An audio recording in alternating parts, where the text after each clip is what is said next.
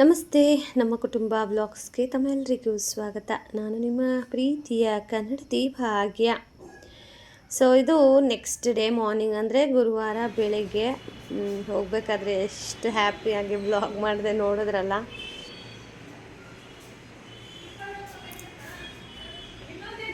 ಹೆಂಗಿದೆಯಮ್ಮ? ಹೆಂಗಿದೆ ನೋವು? ಹೆಂಗಿದೆಯಾ? ನೋವು ಆಗ್ತಾಯಿದೆಯಾ? ಸರಿ ಹೋಗುತ್ತೆ ಬಿಡು.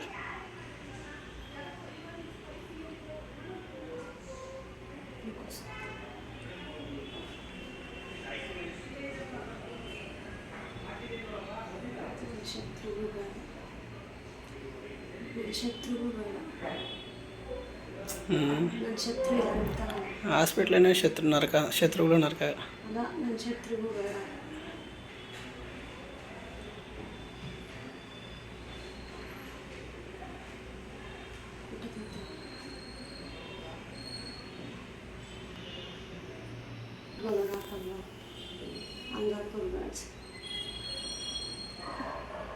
ರೆಸಾರ್ಟಿಗೆ ಬಂದಿದ್ದೀನಿ ನೋಡಿ. ಹಾಸ್ಪಿಟ್ಲ್ ರೆಸಾರ್ಟ್ ಇದೆ.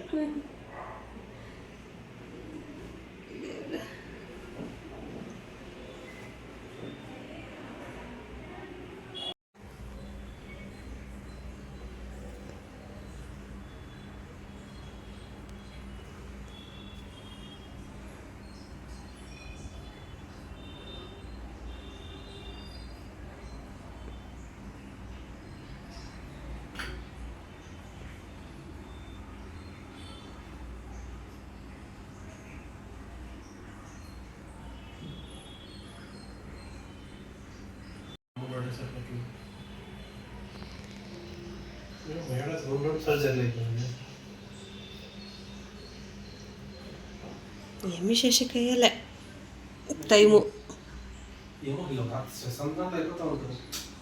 అదే చెప్పేది.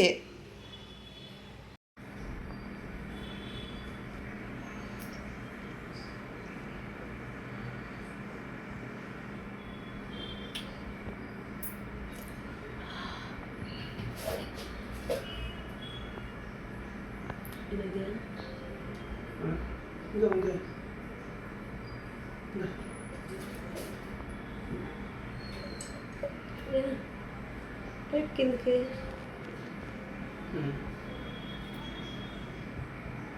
ಗೊತ್ತಿಲ್ಲ.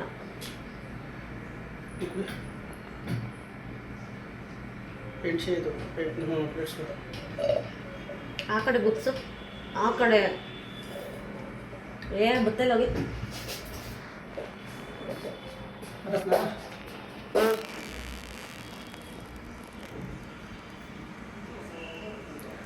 ಎಂತಹ ತಲೆನೋವು ಗೊತ್ತಾ?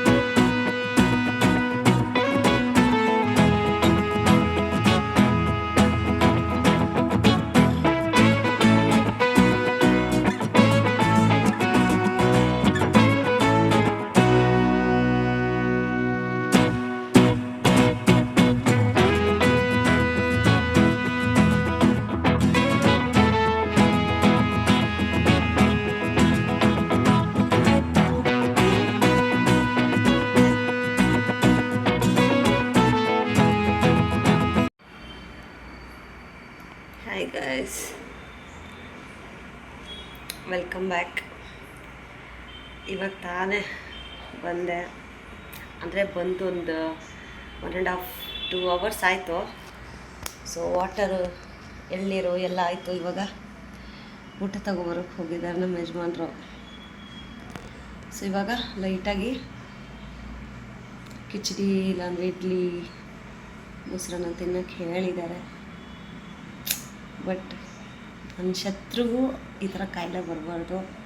ಆ್ಯಂಡ್ ಮೋರೋವರ್ ಹೆಣ್ಮಕ್ಳು ಎಕ್ಸ್ಪೆಷಲಿ ಈ ಥರ ಕಾಯಿಲೆಗೆ ಬೇಗ ಸಿಕ್ಕಾಕ್ಕೋತಾ ಇದ್ದಾರೆ. ಇದ್ರ ಬಗ್ಗೆ ನಾನು ಆದಷ್ಟು ಬೇಗ ಮನೆಗೆ ಬಂದಮೇಲೆ ನಾನು ರಿಕವರಿ ಆದಮೇಲೆ ವ್ಲಾಗನ್ನು ಶೇರ್ ಮಾಡ್ತೀನಿ. ಸೊ ಅಲ್ಲಿವರೆಗೂ ವೆಯ್ಟ್ ಮಾಡ್ತಾಯಿರಿ. ಆ್ಯಂಡ್ ಊಟದ ವಿಚಾರ, ನೀವೆಷ್ಟು ಹೆಲ್ದಿ ಫುಡ್ ತಿಂತೀರೋ ಅಷ್ಟು ನಿಮ್ಗೆ ಒಳ್ಳೆಯದು. ಆ್ಯಂಡ್ ಈ ಥರ ಹಾಸ್ಪಿಟಲ್ ಬರೋದು ಅಂದ್ರೆ ನರಕಕ್ಕೆ ಬರೋದು. ನರಕ ಎಲ್ಲಾದರೂ ಇದೆ ಅಂತಂದರೆ ಅದು ಹಾಸ್ಪಿಟಲಲ್ಲಿ. ಒಬ್ಬರು ಇಬ್ಬರು ಪೇಷಂಟ್ಸ್ ಅಲ್ಲ, ಸಾವಿರ ಪೇಷಂಟ್ಸು. ಎಲ್ಲಿದ್ದಾರೆ ಈ ಕಾಯಿಲೆ ಜನ ಅಂತ ಹೇಳಂಗಿಲ್ಲ. ಓ ಮೈ ಗಾಡ್. ನನಗೆ ಈ ಟೈಮಲ್ಲಿ ಗೊತ್ತಾಗಿದ್ದೇನು ಅಂತಂದರೆ ಊಟಕ್ಕೆ ಎಷ್ಟು ಇಂಪಾರ್ಟೆನ್ಸ್ ಇದೆ, ಊಟ ಮನುಷ್ಯನಿಗೆ ಎಷ್ಟು ಮುಖ್ಯ ಅಂತ. ಆ್ಯಕ್ಚುಲಿ ನಾನು ವೆಡ್ನಸ್ಡೇ ಮಾರ್ನಿಂಗು ಮುದ್ದೆ ತಿಂದಿದ್ದು, ಮುದ್ದೆ ಬೆಂಡೆಕಾಯಿ ಸಾಂಬಾರು. ಅದಾದಮೇಲೆ ನೋ ಟೀ ನೋ ಕಾಫಿ ಏನೂ ಊಟ ಮಾಡಿಲ್ಲ. ಇವತ್ತು ಥರ್ಸ್ಡೇ ಇಲ್ಲಿವರೆಗೂ ನಾನು ಏನೂ ತಿಂದಿಲ್ಲ. ಅಂದರೆ 2 days ಆಯಿತು ಹೊಟ್ಟೆಗೆ ಊಟ ಮಾಡಿ. ಊಟದ ಬೆಲೆ ಗೊತ್ತಾಯಿತು. ಆಮೇಲೆ ಊಟ ಇಲ್ಲ ಅಂದರೆ ಜೀವನ ಮಾಡೋಕ್ಕಾಗಲ್ಲ ಅಂತೀವಲ್ಲ, ಅದು ತಪ್ಪು. ಊಟ ಇಲ್ಲದೇನೂ ಜೀವನ ಮಾಡ್ಬೋದು. 2 ದಿನದಿಂದ ಉಪವಾಸ ಇದ್ದೀನಿ. ಸ್ವಲ್ಪ ಸುಸ್ತು ಬಿಟ್ಟರೆ ಏನೂ ಇಲ್ಲ. ಸೊ ಈ ಋಷಿಗಳೆಲ್ಲ ಎಷ್ಟು ಉಪವಾಸ ಇರ್ತಾರಲ್ವ, ನಾನು ಅದಕ್ಕೆ ಡಿಸೈಡ್ ಮಾಡಿಬಿಟ್ಟಿದ್ದೀನಿ. ಭಗವಂತನಿಗೆ ಹೇಳ್ಬಿಟ್ಟು ನಾನು ಏಕಾದಶಿ ಉಪವಾಸ ಇನ್ಮೇಲಿಂದ ಶುರು ಮಾಡ್ತೀನಿ. ನಮ್ಮ ಆರೋಗ್ಯನ ನೆಪವಾಗಿ ಇಟ್ಕೊಂಡು this is not fair. So ನಾನು ನೆಕ್ಸ್ಟ್ ಏಕಾದಶಿಯಿಂದ ಉಪವಾಸ ಇದ್ದು ರಾಯರಿಗೆ ಶ್ರದ್ಧಾಭಕ್ತಿಯಿಂದ ಪೂಜೆ ಮಾಡಿಕೊಂಡು ನಂತರ ಪರಿಸ್ಥಿತಿ ಬೇರೆ ಯಾರಿಗೂ ಬರಬಾರ್ದಪ್ಪ ಅಂತ ಮನಸ್ಪೂರ್ವಕವಾಗಿ ಕೇಳ್ಕೊತೀನಿ. ನನಗೆ ಇನ್ನೂ ಜಾಸ್ತಿ ಮಾತಾಡೋಕ್ಕಾಗ್ತಾಯಿಲ್ಲ. ಆದ್ರೂ ನಿಮ್ಮ ಜೊತೆಗೆ ನಾನು ಮಾತಾಡಬೇಕು ಅನ್ನಿಸ್ತು, ಅದಕ್ಕೆ ಮಾತಾಡ್ತಾಯಿದ್ದೀನಿ. ವಾಯ್ಸಲ್ಲಿ ತೊದಲು ಇದ್ದರೆ ಅಡ್ಜಸ್ಟ್ ಮಾಡ್ಕೊಳ್ಳಿ. ನಿಜವಾಗ್ಲೂ ಈ ನನ್ನ ಗಂಡನಿಗೆ ಥ್ಯಾಂಕ್ಸ್ ಹೇಳಬೇಕು. ಥ್ಯಾಂಕ್ಸ್ ಅಲ್ಲ, ಅದಕ್ಕಿಂತ ಮೇಲೆ ಇನ್ನೊಂದು ಏನಾದರೂ ವರ್ಡ್ ಇದ್ದರೆ ಅದನ್ನು ಹೇಳ್ಬೋದು. ನನ್ನ ಟಾರ್ಚರ್ನ ತಡ್ಕೊಂಡು, ನಾನು ಪ್ರತಿಯೊಂದು ಹೆಜ್ಜೆಯಲ್ಲಿ ಜೊತೆಯಾಗಿ ನಿಂತ್ಕೊಂಡು, ಲಿಟ್ರಲಿ ಹೇಳ್ತೀನಿ, ಯಾವ ಜನ್ಮದಲ್ಲಿ ಏನು ಪುಣ್ಯ ಮಾಡಿದ್ನೋ ಗೊತ್ತಿಲ್ಲ ಇಂಥ ಒಳ್ಳೆ ಗಂಡ ಸಿಗೋಕ್ಕೆ. ನನ್ನ A to Z ಕೇರ್ ಮಾಡಿದ್ದು ನಮ್ಮ ಯಜಮಾನ್ರು.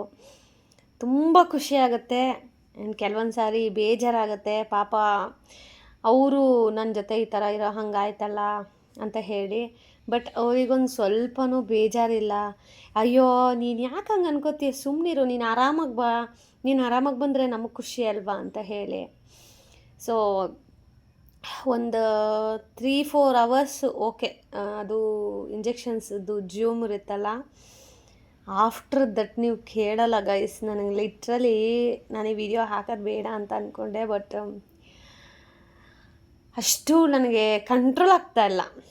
ಆ ಟೈಮಲ್ಲಿ ನಮ್ಮ ಯಜಮಾನ್ರು ಇರಲಿಲ್ಲ, ಅವರು ಬಿಲ್ಲಿಂಗ್ ಹೋಗಿದ್ದರು. ಅಂದರೆ ಬಿಲ್ಲಿಂಗ್ ಸೆಕ್ಷನ್ಗೆ ಇರುತ್ತಲ್ಲ ಹಾಸ್ಪಿಟಲ್, ಅಂದರೆ ತುಂಬ ಓಡಾಟ ಇರುತ್ತೆ. ಪಾಪ ಅವರು ಅಲ್ಲಿ ಹೋಗಿ ಅದು ಮಾಡ್ತಾಯಿದ್ರು. ಬಟ್ ನನಗೆ ಅವ್ರ ಮುಂದೆ ನಾನೇನಾದರೂ ಹತ್ರ ಅವರು ಡೌನ್ ಆಗಿಬಿಡ್ತಾರೆ, ಬೇಜಾರು ಮಾಡ್ಕೋತಾರೆ, ಅವರು ಅಳ್ತಾರೆ ಅಂತ ಅವ್ರು ಈ ಥರ ಆಚೆ ಹೋದಾಗ ನಾನು ಅಳ್ತಾ ಇದ್ದೆ, ಎಮೋಷ್ನಲ್ ತಡೆಯೋಕ್ಕಾಗದೆ. ಇದರಿಂದ ನಾನು ಹೊರಗಡೆ ಆದಷ್ಟು ಬೇಗ ಬರ್ತೀನಿ. ಬಿಕಾಸ್ ಮೆಂಟಲ್ ಸ್ಟ್ರೆಂತ್ ಅನ್ನೋದು ಮತ್ತು ಇನ್ನರ್ ಹಾರ ಅನ್ನೋದು ನಾವು ಎಷ್ಟು ಸ್ಟ್ರಾಂಗಾಗಿ ಇಟ್ಕೋತೀವೋ ಅಷ್ಟು ಒಳ್ಳೆಯದು. ಆ್ಯಂಡ್ ಈ ಘಟನೆ ಬಗ್ಗೆ ಯಾಕೆ ಏನು ಅಂತ ದಯವಿಟ್ಟು ಪದೇ ಪದೇ ಕೇಳಬೇಡಿ. ಸೊ ನಾನು ಇದರಿಂದ ಆಚೆ ಬರಬೇಕು ಅಂತ ಅಂದ್ಕೊಂಡಿದ್ದೀನಿ. ಸೊ ನೀವು ಪದೇ ಪದೇ ಕೇಳ್ತಾ ಇರಬೇಕಾದ್ರೆ ನನಗೇನಾಗುತ್ತೆ, ಮತ್ತೆ ಅದೇ ಝೋನ್ಗೆ ಹೋಗ್ಬಿಡ್ತೀನಿ. ಸೊ ನನ್ನ ಲೈಫಲ್ಲಿ ಈ ಥರದೊಂದು ಫೇಸ್ ಬರಬಾರ್ದಿತ್ತು, ಬಂತು. ಸೊ ಅದು ಈಗ ಹೋಯಿತು ಅಂತಲೇ ನಾನು ಅಂದ್ಕೊಂಡಿದ್ದೀನಿ. ಅದು ಮತ್ತೆ ರಿಪೀಟ್ ಆಗೋದಿಲ್ಲ ಅಂತಲೂ ಅಂದ್ಕೊಂಡಿದ್ದೀನಿ. ಸೊ ಇದ್ರ ಬಗ್ಗೆ ಮತ್ತಷ್ಟು ಕೇಳಿ ನನಗೆ ಬೇಜಾರು ಮಾಡಬೇಡಿ, ಹೋಪ್ ಅರ್ಥ ಆಗುತ್ತೆ ಅಂತ ಹೇಳಿ ಭಾವಿಸ್ತೀನಿ. ಸೊ ಇದು ದ ನೆಕ್ಸ್ಟ್ ಮಾರ್ನಿಂಗ್. ನಿನ್ನೆ ಎಲ್ಲ ನಾನು ಫುಲ್ ಸ್ವಲ್ಪ ಕಣ್ಣೆಲ್ಲ ಓದ್ಕೊಬಿಟ್ಟಿತ್ತು. ಹೇಗೋ ನಮ್ಮ ಯಜಮಾನ್ರಿಗೆ ಗೊತ್ತಾಗದೆ ಹೇಗೋ ಮ್ಯಾನೇಜ್ ಮಾಡಿದೆ. ಬಟ್ ಅವ್ರಿಗೂ ಗೊತ್ತು ಅವಳಿಗೆ ಪೇನ್ ಆಗ್ತಾಯಿದೆ, ಅವಳಿಗೆ ಆಗ್ತಾ ಇಲ್ಲ ಅಂತ. ಬಟ್ ಅವರು ಅದನ್ನು ನನ್ನ ಕೇಳಲಿಲ್ಲ, ಕೇಳಿದ್ರೆ ಮತ್ತೆ ನಾನು ಎಮೋಷ್ನಲ್ ಆಗ್ತೀನಿ ಅಂತ. ಇದು ದ ನೆಕ್ಸ್ಟ್ ಡೇ ಅಂದರೆ ಫ್ರೈಡೇ ಮಾರ್ನಿಂಗು. ಸೊ ಫುಲ್ಲು ನಾನೇ ಸ್ವಲ್ಪ ಮೋಟಿವೇಟ್ ಆಗಬೇಕು, ಸೊ ಹೀಗೆ ಇದ್ದರೆ ಆಗೋದಿಲ್ಲ ಅಂತ ಹೇಳಿ ಸ್ವಲ್ಪ ಆ್ಯಕ್ಟಿವ್ ಆಗಿ ಗುಡ್ ಮಾರ್ನಿಂಗ್. ಸೊ ಇವತ್ತು ಮನೆಗೆ ಹೋಗ್ತಾ ಇದ್ದೀವಿ. ಬೆಳಗ್ಗೆ ಎದ್ದು ನೀಟಾಗಿ ರೆಡಿ ಆದೆ. ನೀವು ನೋಡಿರ್ತೀರ, ನಮ್ಮ ಯಜಮಾನ್ರು ಪಾಪ ಮಲಗಿದ್ರು. ಇವಾಗ 7 ಗಂಟೆಗೆ ಎಬ್ಬರಿಸ್ತೆ, ಅವರು ರೆಡಿ ಆದರು, ಟಿಫನ್ ತೊಗೊಬರೋಕ್ಕೆ ಹೋಗಿದ್ದಾರೆ. ಈಗ ಟಿಫನ್ ಮಾಡಿಕೊಂಡು ಮನೆಗೆ ಹೋಗ್ತೀವಿ. ಸೊ ಫೀಲಿಂಗ್ ಬೆಟರ್ ನನಗಿಂತ. ಸೊ ಓಲೆ, ಕಾಲುಂಗುರ ಎಲ್ಲ ಹಾಕಿದ್ದೀನಿ. ಸೊ ಗೋಲ್ಡ್ ತೆಗೆದು ಮನೇಲಿಟ್ಟು ಬಂದೆ ನಾನು. ರಾತ್ರಿ ಎಲ್ಲ ನಿದ್ದೆ ಇಲ್ಲ ಗೈಸ್, ಯಾಕೆ ಅಂತ ಗೊತ್ತಿಲ್ಲ. ಮೋಸ್ಟ್ಲಿ ಪರಿನ ಬಿಟ್ಟಿರೋಕ್ಕಾಗ್ದೇನೇನೋ, ಬಟ್ ರಾತ್ರಿ ಎಲ್ಲನೂ ನಿದ್ದೆ ಇಲ್ಲ. ಏನೋ ಒಂಥರ ಫೀಲಿಂಗು. ಫಸ್ಟ್ ಮನೆಗೆ ಹೋಗೋಣ, ಮಗು ನೋಡೋಣ, ಮನೆಗೆ ಹೋಗೋಣ, ಮಗು ನೋಡೋಣ ಅಂತ. ತಾಯಿ ಪ್ರೀತಿ ಅಂದ್ರೇ ಹಾಗೆ ಒಂಥರ ವಿಶೇಷ ಅಲ್ವಾ. ಬಿಟ್ಟಿರೋದು ತುಂಬಾ ಕಷ್ಟ. ಸೊ ಓಕೆ, ಟಿಫನ್ ಮಾಡಿ ಆಮೇಲೆ ಹೊರಡ್ತೀವಿ. So let's see. Missus tiffin ಮಾಡ್ಸೋಣ, ಮಾತ್ರೆ ಕೊಡೋಣ ಅಂತ ಇಲ್ದಿರ ಇಲ್ಲಿ ನೋಡಿ ಫ್ರೆಂಡ್ಸ್ ಏನು ಮಾಡ್ತಾವೆ ನಮ್ಮ ಯಜಮಾನ್ರು. Scrolling reels. ಹಲೋ ರೀಲ್ಸ್, ನಿಮ್ಮ ಹೆಂಡತಿ ನೋಡ್ಕೋಬೇಕಾ ಇಲ್ವಾ ನೀವು?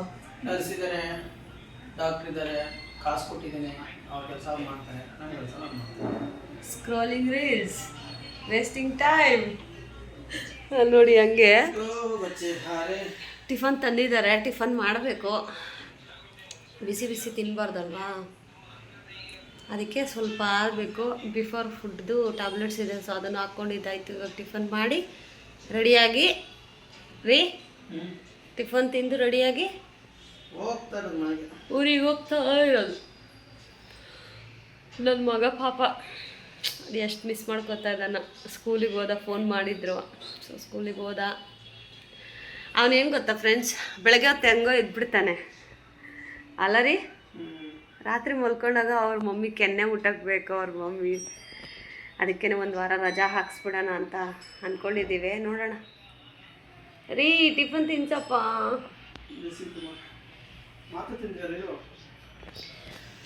ಓಕೆ, ಬಾಯ್ ಬಾಯ್.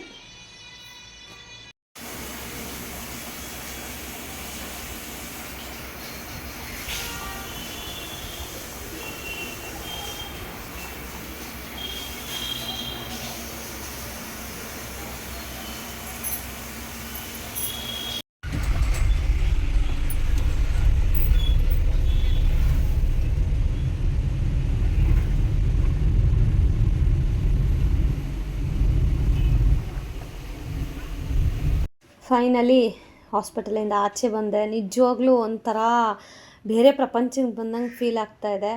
ಸೊ ಈಗ ನಾನು ಹೋಗ್ತಾ ಇರೋದು ಅಮ್ಮನ ಮನೆಗೆ.